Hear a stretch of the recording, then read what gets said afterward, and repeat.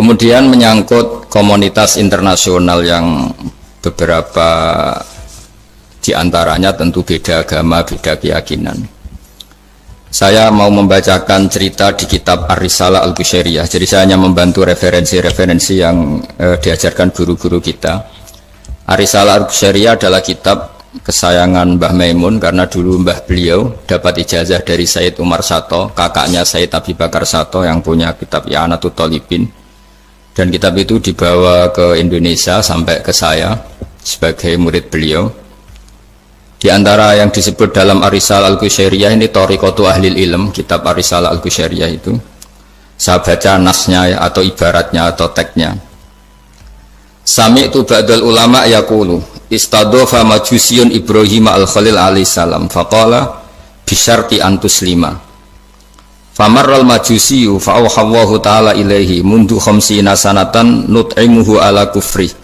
Falau nawaltahu lukmatan min ghairi antu talibahu bitahyiri dini. Famadu Ibrahim alaihissalam ala athari hatta adrakahu wa atadharu ilaihi fasalahu anisabab fadhakara lahu dhalik fa aslamal majusiyu. Jadi suatu saat Nabi Ibrahim itu kan terkenal Abu Duyuf, orang yang mesti menservis tamu-tamu itu. Kita tahu dulu itu tidak ada warung, tidak ada hotel, tidak ada, ya pokoknya tidak ada mall, sehingga kalau orang pergi itu kelaparan betul itu. Mbok orang kaya pun kelaparan karena melewati padang pasir itu. Kalau sekarang kan orang mau sowan kiai makan dulu, karena takutnya di rumah kiai kan makan sungkan, jadi makan dulu nanti di kiainya tinggal pura-pura makan. Kalau dulu memang makan nih tamu itu wajib betul, kalau enggak ya kelaparan betul tamu itu. Sehingga cerita suatu saat di antara tamu itu berakidah, berfaham majusi atau beragama majusi lah gampangannya itu. Terus Nabi Ibrahim nggak mau, saya mau ngasih makan syaratnya Anda harus Islam gitu. Akhirnya orang ini putus asa kemudian meninggalkan Nabi Ibrahim. Saat orang itu meninggalkan Nabi Ibrahim, Allah memberi wahyu ke Nabi Ibrahim. Orang itu umurnya 50 tahun dan dia hidup karena tak kasih makan. Terus kata Allah, mundu khamsina sanatan nut'imuhu ala kufri. Saya yang Tuhan saja ngasih makan dia 50 tahun tanpa syarat dia harus Islam. Kamu baru dimintai makan sehari mensyaratkan Islam. Walhasil terus Nabi Ibrahim ngejar orang majusi itu, terus monggo-monggo makan di rumah saya. Singkat cerita terus orang majusi itu tanya, kenapa Anda berubah pikiran? Terus Nabi Ibrahim cerita bahwa beliau ditegur Allah kemudian harus melakukan itu. Jadi cerita-cerita seperti itu banyak. Dulu kita dengar para kiai sering cerita ketika seorang Yahudi rumahnya diusir Amr bin As untuk pembangunan masjid. Ketika lapor ke Sayyidina Umar, masjid itu yang mengambil tanahnya orang Yahudi harus dikembalikan ke orang Yahudi. Dulu guru-guru kita juga sering cerita Sayyidina Ali itu pedangnya dicuri sama orang Yahudi. Ketika ketemu di pasar atau di jalan, kemudian Sayyidina Ali yakin itu pedangnya, dilaporkan ke Qadhi Syureh. Setelah itu Sayyidina Ali diminta, buktinya apa, saksinya siapa kalau itu pedang Anda? Saksinya Hasan dan Husain.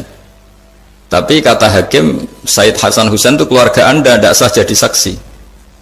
Zaman itu Sayyidina Ali masih berargumentasi, waqad qala Rasulullah sallallahu alaihi wasallam Hasanun wa Husainun sayyida syababi ahlil jannah. Tapi kata Imam Sureh, tetap standar saksi itu tidak boleh dari keluarga. Singkat cerita, qadhinya itu pakai standar hukum usul fikih, al-qaulu qaulu sahibil yad. Yang dibenarkan adalah yang sekarang megang barang itu. Ketika nggak ada saksi, al-musaddaq, yang dibenarkan al-qaulu qaulu sahibil yad, yang dibenarkan ya yang megang barang itu. Singkat cerita dimenangkan oleh orang Yahudi tadi. Setelah dimenangkan, Sayyidina Ali agak kecewa, masa seorang Amirul Mukminin sidang di pengadilan negeri kalah. Tapi orang Yahudi tadi akhirnya insaf, sadar sampai masuk Islam, sampai beliau ngendikan bihadza taqumus sama wal ard, karena ini langit dan bumi berdiri karena keadilan itu. Jadi ini cerita-cerita referensi yang bisa menolong teman-teman siapapun berkomunitas internasional. Karena pikiran saya sederhana ya, al ilmu yurisul ahwal, ilmu itu melahirkan sikap. Jadi kalau kita punya referensi yang cukup tentang toleransi, insya Allah kita hidup di mana saja punya toleransi, karena toleransi itu juga ajaran agama. Di antara yang diceritakan para guru-guru kita adalah ketika Nabi mau dibunuh oleh orang namanya Daksur atau Duksur, siapa nggak tahu KTP-nya saya. Kiai-kiai kalau baca Daksur. ketika beliau sedang santai di satu tempat, tahu-tahu ada orang yang mengambil pedangnya kemudian bilang, mayyamna'uka minni ya Muhammad, sekarang anda sama saya berdua, siapa yang bisa menghalangi kamu? Nabi dengan rileks menghentikan Allah. Kemudian si Daksur ini gemetar, pedang jatuh, kemudian diambil Nabi. Sekarang ya Daksur, mayyamna'uka minni, yang bisa menghalangi kamu siapa? Orang itu bilang la ahada, tidak siapapun. Nabi dengan gampangnya fa'afa'anhu, Nabi memaafkan. Padahal ini jenis harbi, jenis orang yang jelas punya niat bunuh. Terus artinya kita-kita yang ngaji di pesantren, saya ngaji di Mbah Maimun, punya Bapak Kiai Nur Salim, semuanya ngajarkan bahwa di mana-mana perang kekerasan itu ya karena kita diperangin. Udina lilladzina yuqatalun, karena kita diperangi kita boleh perang. Qatilul ladzina yuqatilunakum. Jadi yang boleh kita perangi ya zaman kayak kita dulu dijajah Belanda, dijajah Jepang zaman itu. Ketika sudah tidak ada penjajahan ya alasan itu sudah hilang karena mereka tidak merangi kita. Jadi apa ya, perang ya ada konteks rasionalitasnya, damai juga ada konteks rasionalitasnya. Tapi karena kita punya tradisi referensi, teman-teman yang di Jerman tak bantu, tadi ada kitab Arisalah Al-Qushairiyah, terus ada beberapa cerita-cerita tadi kayak Daksur. Kalau ayatnya jelas ya, jelas qatilul ladzina yuqatilunakum wa in janahu lisalmi fajnah laha wa tawakkal 'ala Allah. Bahkan seperti yang diceritakan Profesor Quraisy tadi, yang sedang kita benci pun bisa saja suatu saat teman. Dalam surat Mumtahanah itu atau Mumtahinah ada ayat asawwau ayyaj'ala bainakum wa bainal ladzina ataitum minhum mawaddah. Bisa saja orang yang sekarang kamu benci suatu saat kamu cintai. Wallahu qadir, itu Allah Maha Kuasa. Dan tadi saya menambahkan yang dikatakan Profesor Quraisy tentang belajar. Dulu Nabi itu enggak puasa Asyura. Tapi ketika datang ke Medina, orang-orang Yahudi itu puasa Asyura. Coba tanyakan ke mereka, kenapa puasa tanggal 10? Terus mereka menjawab, yaumun najawwahu fi Musa, itu hari yang Allah menyelamatkan Nabi Musa. Terus fa'amara bisyami, kemudian Nabi menyuruh sahabat puasa. Artinya dulu itu segampang itu hidup, itu sesuatu yang baik, apa ya sudah ditiru. Meskipun kita tahu Nabi itu tentu mustaqil bil istihad, Nabi itu orang yang mandiri. Tapi memberi percontohan kita betapa gampangnya kita seperti itu. Dulu ada seorang Yahudiyah meminta sama Sayyidah Aisyah dan dikasih. Ketika dikasih, dia mendoakan semoga kamu Aisyah selamat dari siksa kubur. Zaman itu Sayyidah Aisyah itu belum tahu tentang siksa kubur, sehingga beliau engkar, nggak percaya. Tapi setelah Rasulullah datang dan diceritanin Nabi, oh iya siksa kubur itu ada. Dan semenjak itu Nabi selalu isti'adah, minta perlindungan dari siksa kubur. Jadi dulu di komunitas-komunitas beda agama sesuatu yang benar ya dibenarkan. Makanya kaidah umum dalam interaksi antar agama itu la tusaddiquhum wa la tukadzibuhum, ya kamu jangan bilang iya, jangan-jangan enggak, ya jangan bilang tidak, jangan-jangan iya. Jadi aturan ilmunya jelas, la tusaddiquhum wa la tukadzibuhum. Ya artinya sesuai referensi ilmu lah, kira-kira begitu. Terus yang terakhir, ini saya mohon maaf sama komunitas di Jerman karena saya ini pura-puranya aja sibuk. Karena saya kira ini seberapa jam lagi saya ngajar ini. Nanti kalau saya tidak ngajar di sini yang ngundang agak-agak dosa. Jadi supaya sama-sama tidak dosa, ini saya ya nuruti jenengan, tapi ya karena saya ngajar ini juga yang datang orang macam-macam. Ada yang Kalimantan, Sumatera mau ngaji di sini. Ini seberapa jam lagi saya ngaji Sahih Muslim. Yang terakhir ini di halaman Kitabu Adabil Ulfa wal Ukhuwah halaman 285 dalam Ihya juz 2. Di kitab saya juz 2, mungkin kalau beda cetakan yang jelas ikut Kitabu Adabil Ulfa wal Ukhuwah. Di sini diterangkan oleh Imam Ghazali dengan beberapa riwayat yang disebut al-jiranu salasatun, bertetangga itu ada 3. Jarun lahu hakun wahid, ada tetangga yang punya hanya satu hak. Wajarun lahu hakoni, wajarun lahu salah satu hukukin. Terus beliau cerita yang punya 3 hak itu ya tetangga, ya seagama, ya masih ada hubungan kerabat.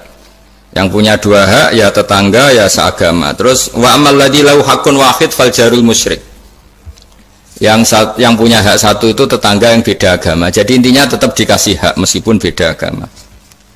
Sampai diantaranya disebutkan juga di halaman 287. Imam Ghazali ngendikan, beliau berfatwa dan beliau bercerita, rawahu Umar bin Shu'aib an Nabi an Jaddih anin Nabi. Terus qala Mujahid kuntu inda Abdillah bin Umar Wa ghulamun lahu yaslahu syatan faqala ya ghulam idza salakhta fabda bijarinal yahudi. Abdullah bin Umar itu sedang memasak kambing, atau itu pembantunya ini sedang nguliti kambing. Itu pesannya Abdullah bin Umar, ya ghulam idza salakhta fabda bijarinal yahudi, nanti jangan lupa tetangga kita yang Yahudi. Ini di Ihya halaman 287. Hanya cerita kebaikan. Jadi cerita-cerita perang itu ya karena kita diperangin, tapi ya kalau kita dibaikin ya baik, itu ajaran Islam. Hatta qala dzalika miraron. Faqala lahu lima taqulu hadza. Ini pembantunya juga enggak langsung menerima. Kenapa? Saking enggak mau nerimanya diulang-ulang lagi oleh Abdullah bin Umar. Faqala inna Rasulullah sallallahu alaihi wasallam lam yazal yusina bil jar hatta khashina annahu sayuwarithu. Kenapa engkau melakukan itu ya Abdullah bin Umar? Terus beliau menjawab, Rasulullah itu selalu berpesan untuk berbuat baik sama tetangga.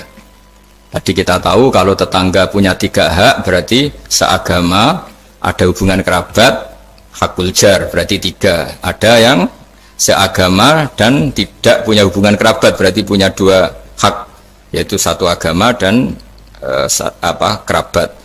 Ada yang punya 1 hak saja, ya tidak keluarga, tidak seagama, tapi karena tetangga, itu juga tetap punya hak. Dan itu pun masuk kategori lam yazal yusina bil jar, termasuk orang-orang yang harus kita baikin. Ya kalau di Qurannya kayak tadi ya, qatilul ladzina yuqatilunakum, boleh merangi ya yang merangi kita. Udzina lil ladzina yuqatalun, diberi hak merangi ya sama yang merangi kita, bukan yang tidak merangi kita. Terus waqala Hisham, kanal Hasanul la yarabsan antut imal jarul yahudiyya wan nasraniyya min udkhiyatik. Bahkan sebagian ulama di sini disebut Hasan Basri berpendapat kalau berkorban, kalau punya tetangga Yahudi yang butuh nggak apa-apa dikasih dagingnya. Ini di halaman Ihya 287 juz 2. Jadi dari cerita-cerita itu dan referensi-referensi itu, teman-teman di Jerman nggak usah khawatir lah. Kalau kiai-kiai kayak kita itu berfatwa nggak boleh berkomunitas internasional, nanti takut begini-begini, ndak lah. Kita bacanya ya sama seperti yang dibaca Profesor Kures, sama yang dibaca guru-guru kita. Jadi itu kalau boleh dikatakan sumbangan saya lah, bahwa di kita di pesantren itu ajaran-ajarannya juga seperti itu. Dan tadi beberapa kita saya sebutkan halamannya supaya bisa dicari, supaya tidak kelihatan hoax, juga tidak bikinan saya gitu, supaya jelas itu. Dan saya mohon maaf karena nggak bisa ngikuti sampai selesai, tapi saya ngapresiasi, semoga jadi syawal yang baik, minal aidin wal faizin. Minal aidin artinya kita kembali menjadi ahli surga. Saya termasuk yang sependapat dengan kitab yang saya baca. Dulu kita ini ahli surga karena Nabi Adam lahirnya di surga dan diciptakan di surga. Karena satu kesalahan beliau harus kembali ke bumi. Dan setelah puasa itu selesai dan diterima, kita kembali ke ahli surga lagi. Maksud minal aidin, kita kembali lagi berstatus sebagai ahli surga. Dan itu dimulai dari saling memaafkan. Karena yang menghalangi masuk surga itu hak adami. Manusia itu kan paling pikir untuk memaafkan orang lain. Padahal kalau hak adami belum selesai itu Allah tidak mau memaafkan. Makanya syaratnya masuk surga harus kita saling memaafkan. Dengan cara seperti itu insya Allah kita minal aidin wal faizin. Jadi mohon maaf, sekali lagi mohon maaf karena saya tidak bisa ngikuti sampai selesai karena saya harus ngaji. Karena bukan papa ya, memang harus. Andikan sunat itu mungkin saya tinggalkan. Mohon maaf sekali. Assalamualaikum warahmatullahi wabarakatuh. Waalaikumsalam. Terima kasih sekali. Kalau misalnya untuk satu pertanyaan, mungkin masih bisa atau terkait atau sama-sama ingin jawab. Tapi ini Gus, banyak yang menghubungkan saya saya juga mengenai posisi. Ada satu pertanyaan dari satu pertanyaan saya tunggu. Terima kasih Prof. Ini saya tanyakan langsung Prof. Saya pernah mendengar panjenengan menyampaikan tentang konsep kedamaian aktif dan pasif. Mungkin bisa dijelaskan Prof mengenai hal tersebut, khususnya dalam rangka mempersatukan diri tadi itu Prof. Baik, jadi begini, saya beri contoh. Berdamai pasif itu Anda tidak ganggu orang. Damai aktif itu Anda memberikan sesuatu yang positif pada orang. Kalau kita berada di bus, duduk tanpa menyapa yang di samping kita, tanpa mengganggunya. Kita duduk dengan baik sambil membaca atau merenung, itu terjadi kedamaian, tapi itu damai pasif. Ada yang aktif adalah Anda memberi dia, ini koran mas mau baca, ini permen mas, ajak dia ngobrol dan sebagainya, itu damai aktif. Nah, di Al-Quran itu dua-duanya ada itu. Ya, idza khatabahumul jahiluna qalu salama. Kalau mereka itu disapa oleh orang-orang jahil, mereka tinggalkan. Salama, saya berikan kedamaian, damaian pasif. Nah, ya karena itu pesannya, kalau tidak bisa memberi, jangan ambil haknya orang. Kalau tidak bisa memuji, jangan cela dia. Kalau tidak bisa membantu, jangan jerumuskan dia. Itu damai pasif dan aktif. Terima kasih. Terima kasih Prof. Quraish Shihab. Sejatinya kami ingin memohon doa juga, tetapi insya Allah sedikit Insya Allah lain kali kita. Ya, Prof. Quraish. Terima kasih sekali. Terima kasih. Assalamualaikum. Terima kasih. Assalamualaikum. Sekarang kita lompat kembali ke Gus Baha. Moga-moga beliau masih berkenan menjawab pertanyaan saya. Ngapunten Gus, satu saja Gus. Panjenengan pernah menyampaikan apabila kebodohan itu merusak, tetapi sok pintar itu jauh lebih merusak. Nah, ini mungkin panjenengan berkenan menyampaikan soal itu.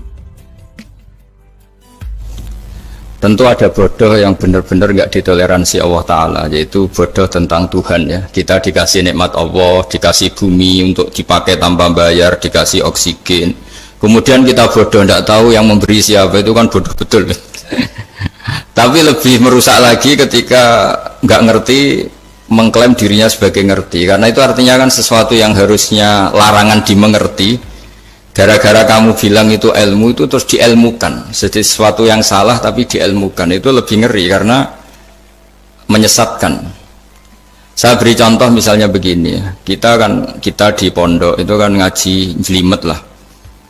Jelimet itu ya detail gitu. Sehingga kita tahu lah bodoh yang paling nggak ditoleransi itu bodoh tentang Allah. Sehingga ketika pertama kita ngaji, awal wajibin alal insan ma'rifatullah, pertama yang harus kita tahu itu Allah. Kita sebagai warga negara Indonesia aja tahu presidennya siapa, bupati kita siapa. Masa di buminya Allah tidak tahu yang bikin siapa, itu kan kebangetan. itu bodoh, itu merusak, terutama bodoh dalam hal-hal yang harus ngerti, yaitu tadi ma'rifatullah. Tapi juga ada yang lebih fatal lagi, tidak ngerti tapi menyesatkan dengan klaim ngerti. Itu yang umat Islam zaman Imam Ghazali itu selalu mengingatkan bahayanya filsafat yang menyesatkan. Misalnya teori tentang Tuhan itu logos terus begini, itu jeluwimet sampai yang dengarkan aja nggak paham, yang ngomong juga masih nggak paham, apalagi yang mendengarkan. Tapi itu kan mengkaburkan teori Tuhan yang sejelimet itu. Padahal Tuhan bisa ditemukan dengan cara yang mudah. Tuhan itu siapa ya? Yang pokoknya yang menciptakan langit bumi itu namanya Tuhan. Tuhan itu siapa? Yang wujudnya paling awal itu namanya Tuhan. Tapi gara-gara diberi penjelasan seakan-akan jelimet ilmiah, padahal itu nggak bener, itu hanya nggak bener. Nah, itu lebih ngeri lagi karena orang akan bertuhan dengan cara yang salah. Ya kira-kira gitulah contoh ekstrimnya. Terus saya gimana? Terus saya nambahi tadi. Ya. Udah cukup ya? Akhir penutup permintaan dan kawan-kawan untuk berdoa, Gus. Kami di sini. Ya. Karena proses juga sudah melibatkan panjenengan. Oh ya. Terus saya menambahkan sedikit tentang yang didawuhkan Pak Quraish tadi. Memang di terakhir dawuhnya Nabi, kamu harus berbuat baik. Kalau nggak bisa ya Rasulullah, mendukung yang baik. Kalau nggak bisa ya Rasulullah, Nabi terakhir ngendikan takufu syarroka anin nas fa innaha shadaqatun minka ala nafsik. Potensi kejahatan kamu jangan menimpa orang lain, itu ya bagian dari sedekah kamu. Jadi takufu syarroka anin nas fa innaha shadaqatun minka ala nafsik. Jadi misalnya bawaan kita baru nggak mood, bawaan kita baru ingin emosi, ya sebaiknya jangan ketemu orang, nanti bawaannya cemberut. Tapi kalau bawaan kita sedang baik, ya sudah nggak apa-apa ketemu orang itu. Jadi ya, diukur-ukur sendiri lah gitu. Makanya kalau sedang jatuh tempo kredit, banyak utang, nggak usah keluar. Nanti bawaannya ketemu orang marah ya kira-kira gitu. Ya hitung-hitung sendiri. Al-Fatihah. A'udzubillahi minasyaitonirrajim. Bismillahirrahmanirrahim. Alhamdulillahirabbil alamin. Arrahmanirrahim. Maliki yaumiddin. Na'budu wa nasta'inu. Shiratal mustaqim. Shiratal ladzina an'amta 'alaihim ghairil maghdubi 'alaihim waladdallin. Bismillahirrahmanirrahim. Nahmaduka ya Ghafur ya Syakur ya Wadud. Allahumma salli wa sallim wa barik ala sayyidina Maulana Muhammadin wa ala alihi wa barik wasallam asma'in. Nas'aluka ya Allah fi anna lakal hamda la ilaha illa anta al-hannan al-mannan ya badi as-samawati wal ardi ya hayyu ya qayyum. Nas'aluka ya Allah antarzuqna at-ta'siya wal qudwata wal iktida bi nabiyyika Muhammadin sallallahu alaihi wasallam. Rasulullah sallallahu ayatika yu'allimuhumul kitab wal hikmata yusakkimuna kantal azizul hakim. Wa nas'aluka ya Allah anta ta'ala himmatana fi hadhihi dar ila kalimatikal ulya wasujuda laka warruku'a laka hatta nakuna ibadan laka ma'ari ayatin minka wa khiftin minka ya wa ir'ana bi aini riayatik wa hfatna bi khiftik nama kunna ya wa fi ardika wa fi mulkika ya wa faj'alna aminin mutmainin alladzina la khaufun 'alaihim wa lahum yahzanun warzuqna al-busyra fid dunya wal akhirah urzuqna ya wa at-tawadduda wat tahaba ya wa sing yakunu dzalika sababan ya wa li ilahi kalimatika al-ulya wa khidmati dinika ya wa 'alal mahajjatil bayda lailuha kana hariha ya aqimna 'ala dzalika wa 'inna 'ala dzikrika wa syukrika wa husni ibadatik rabbana atina fid dunya hasanah fil akhirati hasanah wa qina adzabannar. Sallallahu ala sayyidina Muhammad sallallahu alaihi wasallam. Subhana rabbika rabbil izzati amma yasifun. Salamun alal mursalin. Walhamdulillahi rabbil alamin. Bismillahirrahmanirrahim. Ar-Rahmanir-Rahim. Maliki yaumiddin. Shiratal mustaqim. Shiratal ladzina an'amta 'alaihim ghairil maghdubi 'alaihim waladdallin. Nggih, mohon maaf. Assalamualaikum warahmatullahi wabarakatuh.